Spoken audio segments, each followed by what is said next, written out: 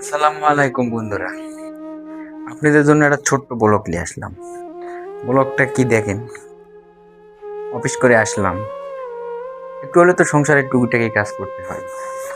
তো বাজার থেকে মাছ নিয়ে এসেছি, মাছ। তো মাছ গুনে এখন আমি কি করব চিন্তা করতেছি। তো মাছগুলো আগে ঢেলে দেখি কি অবস্থা। মাছটা অবশ্য কেটে নিয়ে এসেছি, মাছ কেটে নিয়ে এসেছি।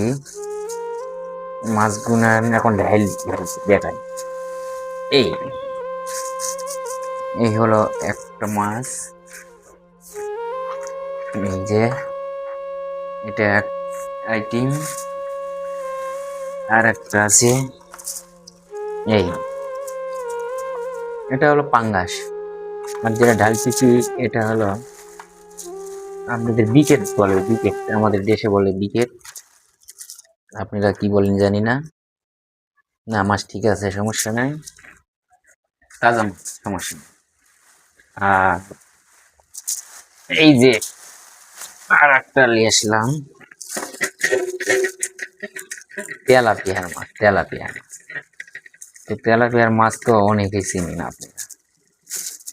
তো তেলাপিয়ার মাছটা আমি আলাদা একটা ঢালি, আলাদা আলাদা একটা ঢাললাম। এই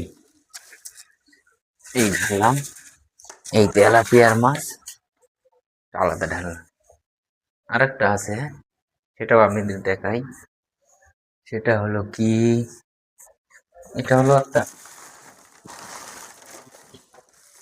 মুগরি, মুগরি।